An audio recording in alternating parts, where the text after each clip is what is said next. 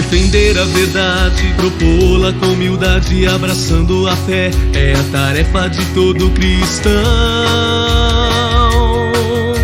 Na mente e no peito a graça e seus efeitos, no exemplo a caridade que transforma os corações.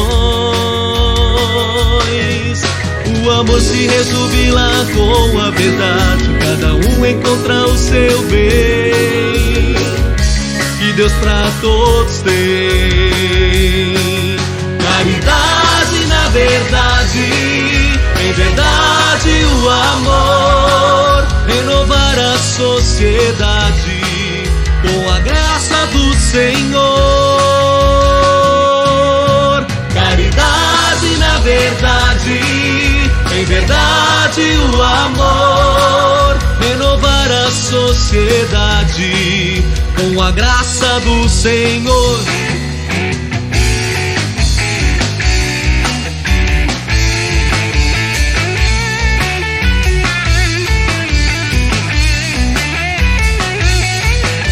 Defender a verdade, propô-la com humildade, abraçando a fé, é a tarefa de todo cristão. Na mente e no peito a graça e seus efeitos, no exemplo a caridade que transforma os corações. O amor se resume lá com a verdade, cada um encontra o seu bem, que Deus pra todos tem. Caridade na verdade, em verdade o amor.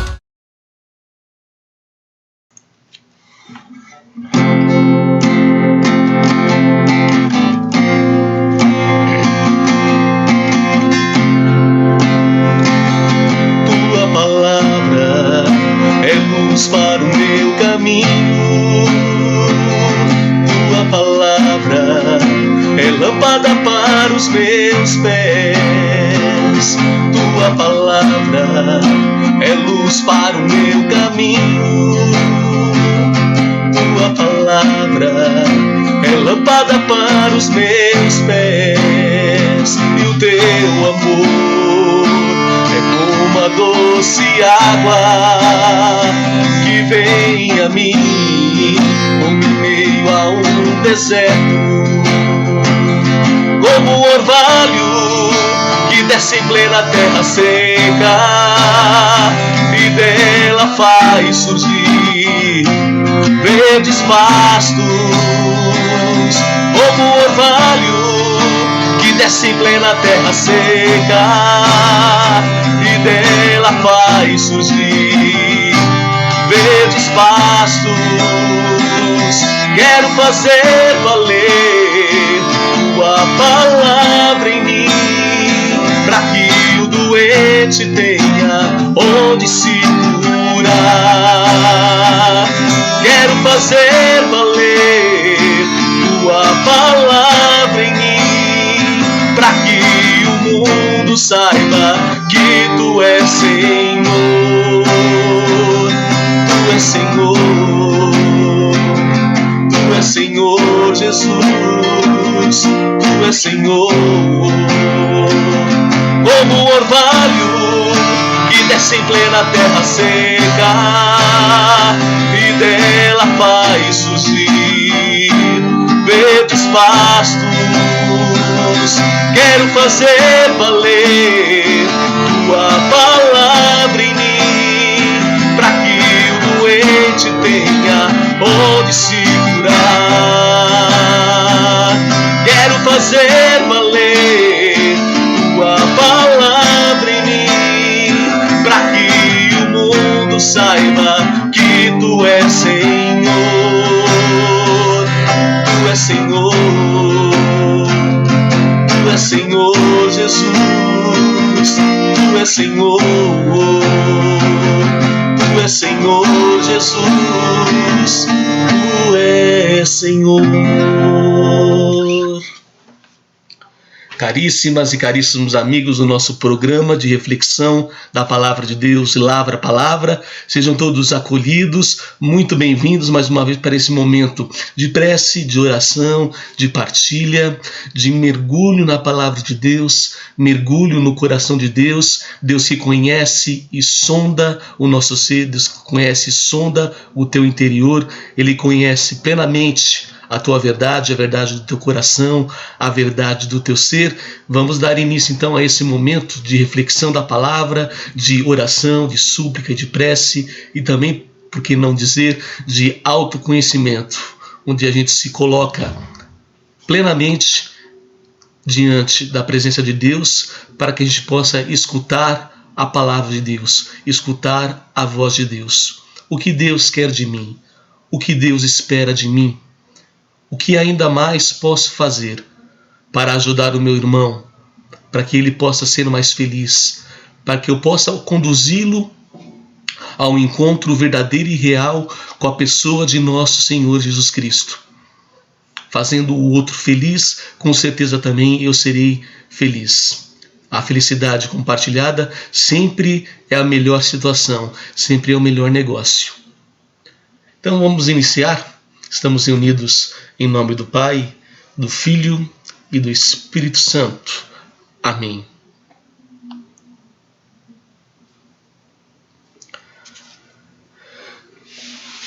Vamos nos colocar humildemente diante desse Deus tão rico em misericórdia, tão rico em amor. Ele que aposta em nós, Ele que coloca todas as fichas em nós, não obstante os nossos defeitos, os nossos percalços, os nossos pecados, a nossa falta e o nosso contra-testemunho. Deus continua apostando em você. Você ainda continua valendo a pena. Padre Zezinho sempre diz uma frase muito interessante, que um erro na vida não é uma vida de erros. Que Deus sempre dá uma oportunidade para todos. Não importa a condição, não importa a sua condição. Basta que você seja criatura de Deus, filho de Deus. Todos nós temos a mesma chance, a mesma oportunidade. E Deus conhece o teu ser, Deus conhece a tua realidade, as suas feridas, as suas batalhas, os seus pensamentos, as suas lutas diárias, os seus cansaços, os seus desânimos. Então coloque agora todas essas situações que Deus certamente conhece. Antes que você formule a oração para Ele, Deus conhece a tua realidade, Deus conhece a tua verdade. Nada pode escapar ao desígnio de Deus. Mas sempre é interessante que a gente converse com Deus como que a gente conversa e partilha a nossa vida com um amigo numa mesa de bar. Deus quer te escutar, Deus quer te ouvir. Ainda que Ele saiba de tudo o que acontece na tua vida, de tudo o que acontece no teu ser. Então não esconda nada dele, partilhe a sua vida, as suas dores, as suas alegrias, aquilo que lhe falta, que falta ser melhor pessoa, melhor gente, mas plenamente humanos. Sim, Senhor Jesus, estamos diante da tua presença, diante da presença de Deus Pai, que é Filho e que é Espírito Santo, Santíssima Trindade, que é eterna comunhão, que nunca deixais os seus filhos jogados às traças ou na solidão. O Senhor Jesus que disse, eu vim para que todos tenham vida e vida em abundância. Olha a condição desta filha e deste filho que agora está nos escutando. Tu que conheces plenamente toda a caminhada, todo o passo, toda a história, todas as dores, todas as lutas, todas as dificuldades, todas as angústias. Passa à frente, Senhor. Cura, salva, liberta. Que teu amor libertador, poderoso, a tua misericórdia irresistível possa tocar esse coração mais duro que não quer se abrir à graça de Deus, que não quer se abrir aos irmãos. O que ainda lhe impede de ser mais de Deus, de ser mais filhos de Deus, de ser mais irmão. Dê o passo na fé. Com certeza você não será decepcionado. Então vamos pedir essas luzes de Deus, essas luzes do Espírito Santo, para que o Espírito Santo possa iluminar a nossa mente, o nosso ser, o nosso coração, para que a gente possa proclamar realmente a palavra de Deus de uma maneira oportuna e muito digna, como sempre ela merece, sempre profetizando, sempre anunciando o reino de Deus, a palavra de Deus, o projeto do Verbo encarnado que se fez carne, que habitou entre nós, e também denunciando tudo aquilo que vai contra o projeto e o amor do reino de Deus. Vamos rezar ao Divino Espírito Santo. Vinde, Espírito Santo, enchei os corações dos vossos fiéis e acendei neles o fogo do vosso amor. Enviai o vosso Espírito, e tudo será criado, e renovareis a face da terra. Oremos. Deus, que instruís os corações dos vossos fiéis com a luz do Espírito Santo, fazei que apreciemos retamente todas as coisas, segundo o mesmo Espírito. Gozemos sempre da sua consolação, por Cristo Senhor nosso. Amém. Ave Maria, cheia de graça, o Senhor é convosco. Bendita sois vós entre as mulheres. Bendito é o fruto do vosso ventre, Jesus. Santa Maria, Mãe de Deus, rogai por nós, pecadores, agora e na hora de nossa morte. Amém. Glória seja dada ao Pai, ao Filho e ao Espírito Santo, assim como era no princípio, agora e sempre. Amém. Todos os santos e santas de Deus, rogai por nós.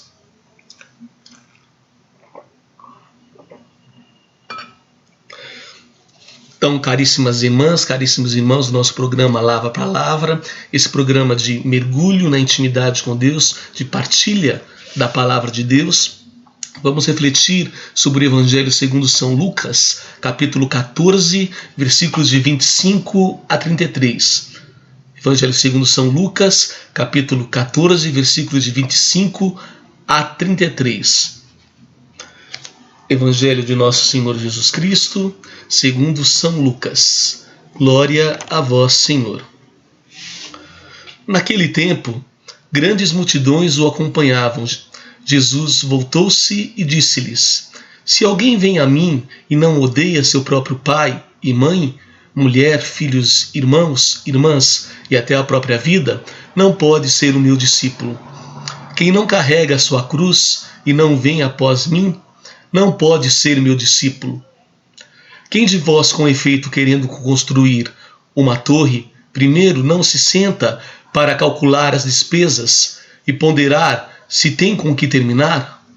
Não aconteça que, tendo colocado o alicerce e não sendo capaz de acabar, todos os que virem começarem a caçoar dele, dizendo: Esse homem começou a construir e não pode acabar. Ou ainda, qual o rei que, partindo para guerrear com outro rei, primeiro não se senta para examinar se com 10.000 poderá confrontar-se com aqueles que vêm contra ele com 20.000? Do contrário, enquanto o outro ainda está longe, envia uma embaixada para perguntar as condições de paz. Igualmente, portanto, qualquer de vós que não renunciar a tudo o que possui, não poderá ser o meu discípulo. Palavra da salvação. Glória a vós, Senhor.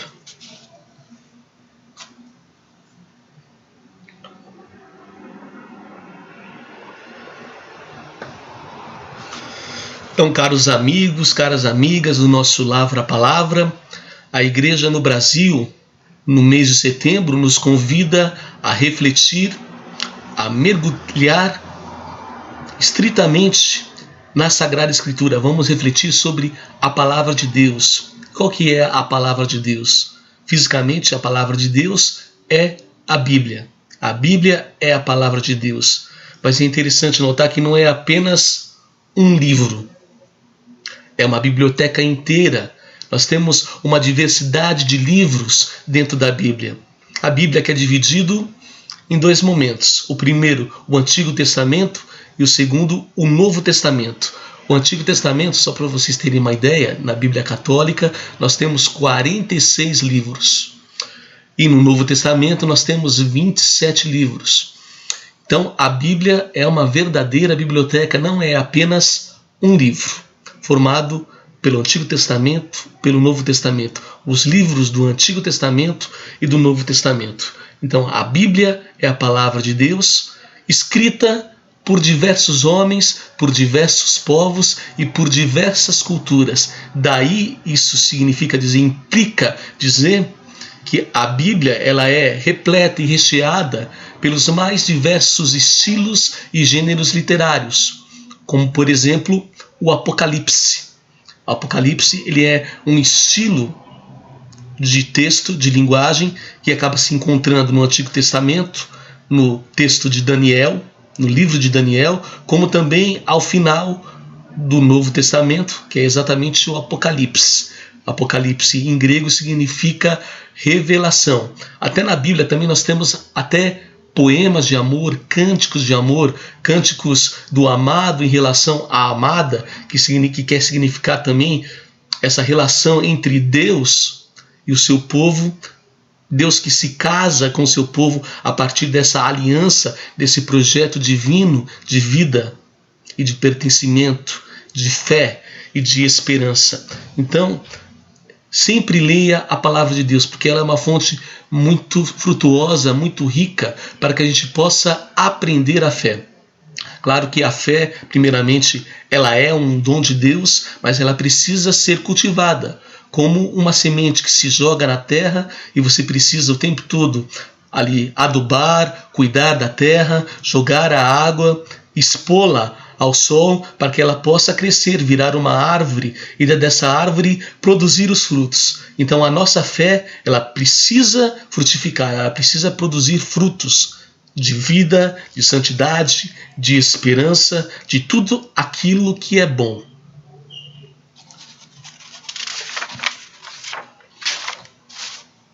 Então vamos refletir sobre esse texto, Evangelho segundo São Lucas, capítulo 14, versículos de 32 a 48.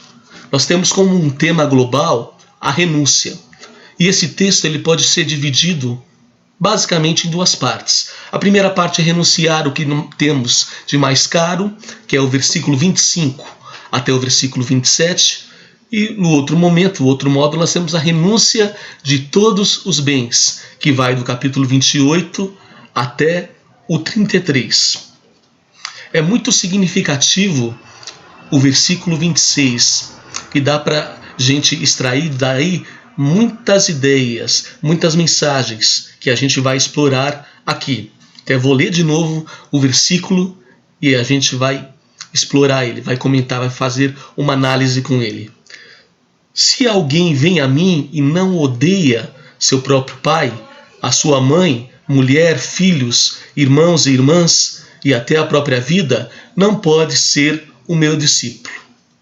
Então, é preciso desvelar, compreender esse sentido. O texto está falando, quem não vem a mim e não odeia seu próprio pai, será que esse sentido de odiar é querer mal? De desejar o mal ao pai, à mãe, o irmão, a irmã, aos familiares? Com certeza não. Nesse sentido aqui, o odiar não é querer mal. O sentido que o autor sagrado quer nos transmitir, quer nos colocar, é não ter apego às coisas, não ter apego às pessoas. Muitas vezes queremos colocar pessoas no lugar de Deus, Deus no lugar de pessoas, coisas no lugar de pessoas e pessoas no lugar de coisas, e coisas no lugar de Deus e Deus no lugar de coisas. Vamos trocando todas essas situações e o texto vai nos ensinar qual que é a prioridade, qual que é o único necessário da nossa vida, qual que é o único necessário da nossa existência. É a matéria? São as posses, poder, o dinheiro, ou é o Senhor da vida, é o Senhor da minha vida, da tua vida, é o Senhor de toda a criação. Então ensina a colocar as coisas nos seus devidos lugares e nos faz questionar o tempo todo.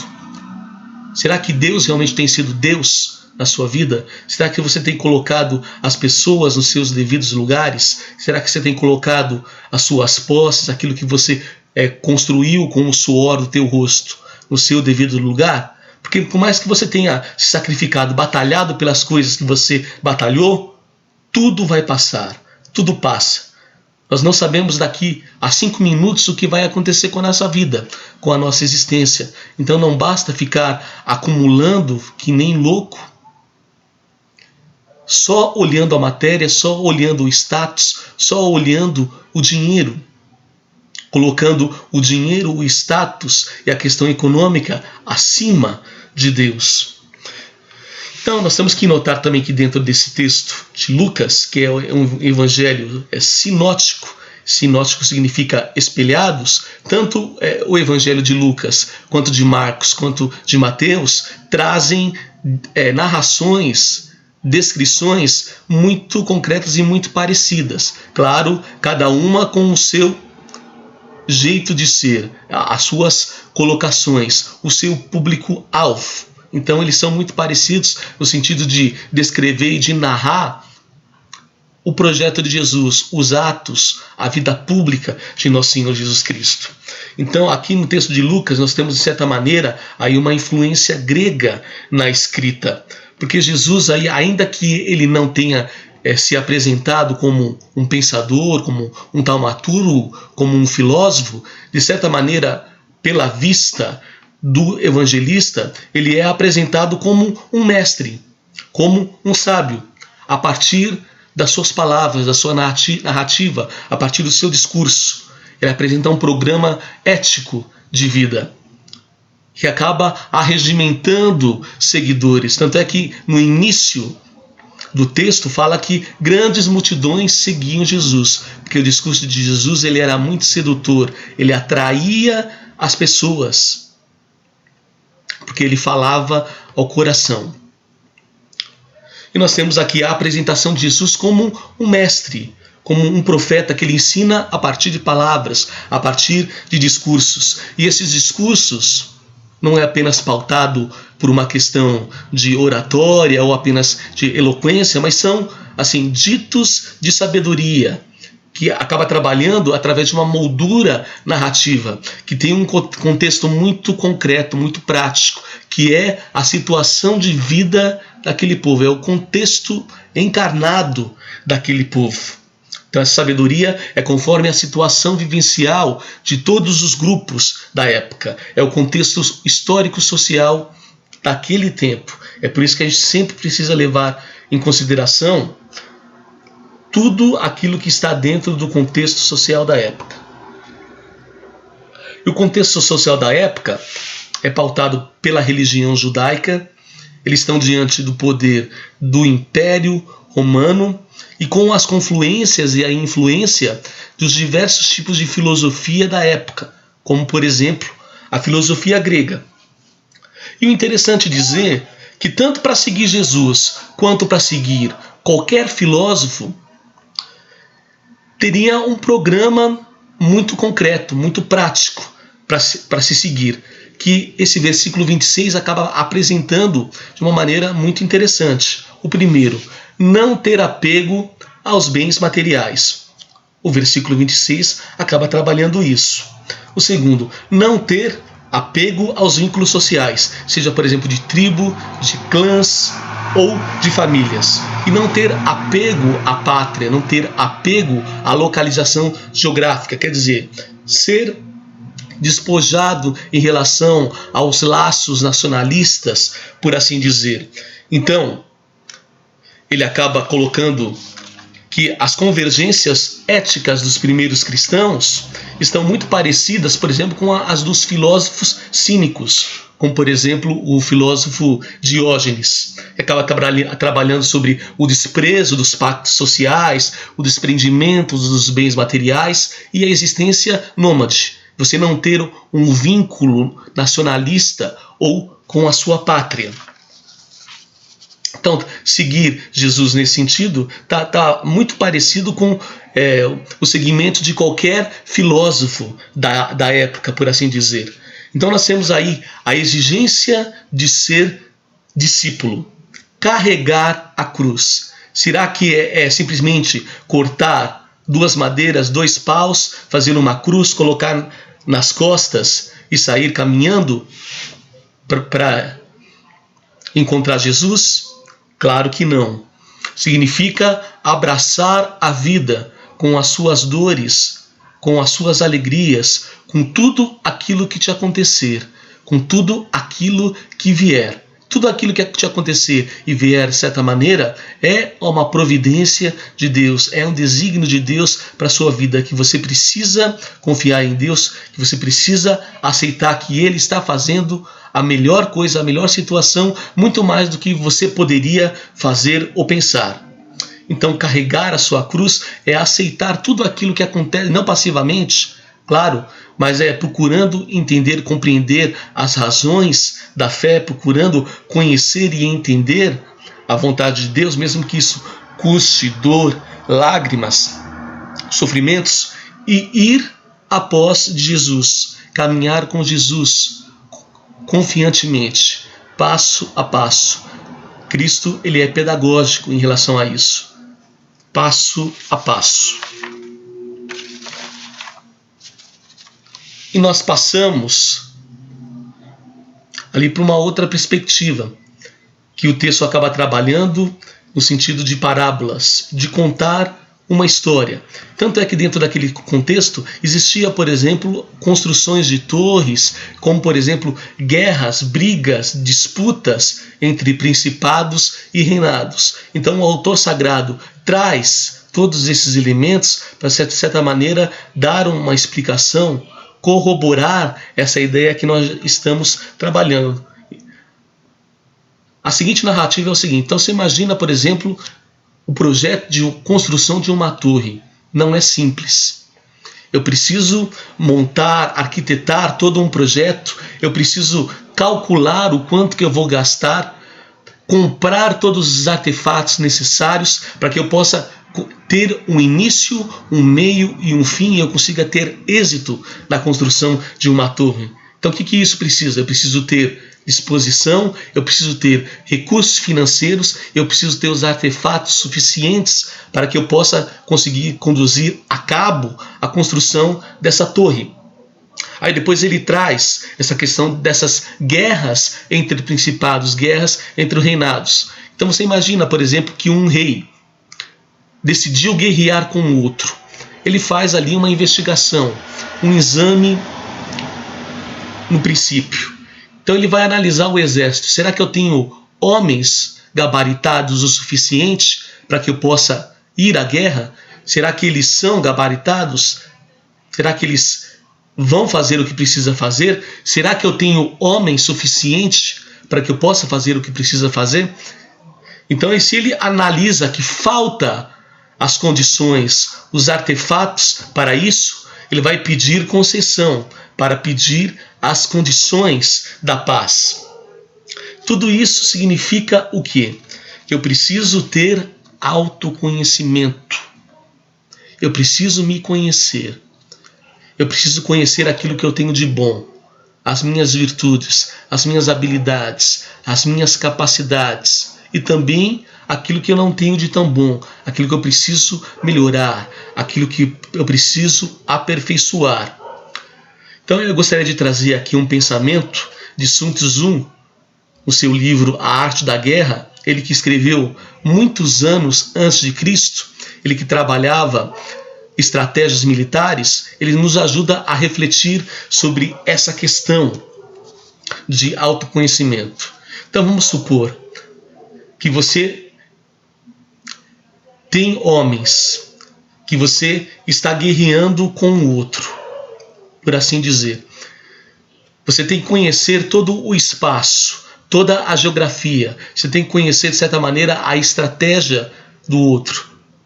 Quantos homens que os outros têm, qual que é a estratégia de guerra, quais são os pontos fortes, quais são os pontos fracos. Ele fala o seguinte: se o líder se conhece tudo isso e conhece as estratégias do outro, pode ter 100 guerras ele vai ganhar todas. Agora, se ele se conhece e não conhece o outro, não conhece o ao redor daquilo que nós tratamos, de 100 guerras, 50 ele vai ganhar e 50 ele vai perder. Agora, se ele conhece tudo aquilo que está ao redor e se desconhece, ignora a questão do autoconhecimento, do seu exército e de si mesmo, de 100 guerras, 50 ele vai ganhar e 50 ele vai perder. Até mesmo os padres da igreja, os padres do deserto, acabam trabalhando bastante essa questão do autoconhecimento, seus pontos fortes, seus pontos fracos. Será que realmente eu vou dar a cabo, eu vou prosseguir na missão que Cristo está me exigindo, está me propondo? Porque é radical. E nós precisamos o tempo todo da presença, do auxílio e da luz do Espírito Santo. Então nós temos aí a grande temática, que é a renúncia. Qualquer um de vós que não renunciar a tudo o que possui, não pode ser o meu discípulo. Nós voltamos nas questões da prioridade. O que você está colocando como preferência, como prioridade, como primeiro? Deus, pessoas ou coisas? Tem colocado coisas no lugar de Deus, Deus no lugar de coisas, pessoas no lugar de Deus, Deus no lugar de coisas? Essas desorganizações que fazemos o tempo todo, de certa maneira, são uma das causas dos nossos grandes sofrimentos e das nossas angústias. Isso exige a gente retirar os preconceitos, ter desapego, desprendimento, ser simples, ter o necessário para viver, ter o suficiente, não ficar esbanjando por aí, saber partilhar, saber repartir aquilo que nós temos de mais sagrado, aquilo que as pessoas mais precisam. Então era isso que eu gostaria de partilhar com vocês sobre esse Evangelho segundo São Lucas, que trata sobre essa questão do desapego, da renúncia, do ser simples. Então, durante esse mês de setembro, vamos refletir na palavra de Deus, vamos ler mais a palavra de Deus e mais do que isso. Cada situação que nós absorvemos dessa palavra de Deus, que nós possamos realmente experimentar, vivenciar e colocar em prática. Como disse Madre Teresa de Calcutá, ela fala o seguinte: toma cuidado com tua vida, porque ela pode ser o único evangelho na qual o outro pode ler esse evangelho.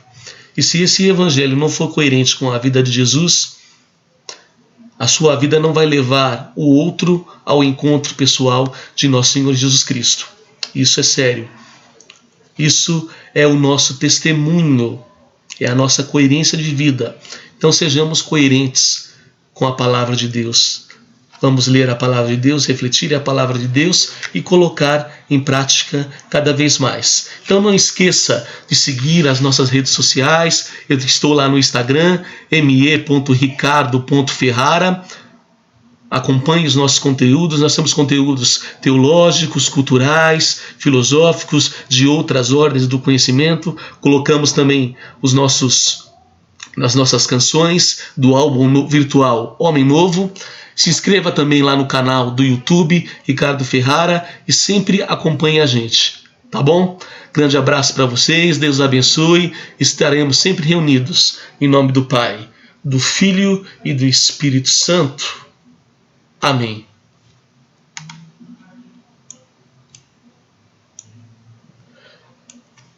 Até a próxima, se Deus quiser. Deus abençoe.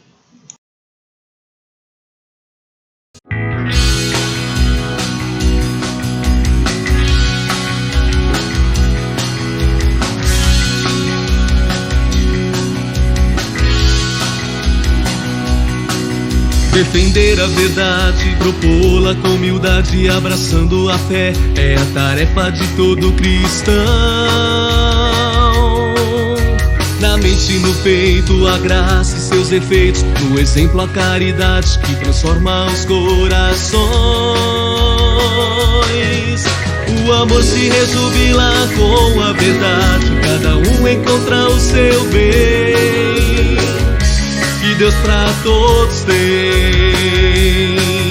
Caridade na verdade, em verdade o amor, renovar a sociedade com a graça do Senhor.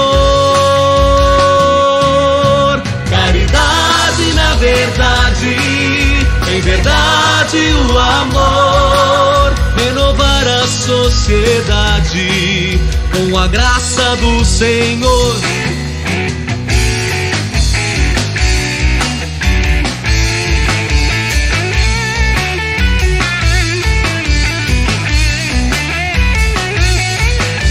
Defender a verdade, propô-la com humildade, abraçando a fé, é a tarefa de todo cristão. Na mente e no peito a graça e seus efeitos, o exemplo a caridade que transforma os corações.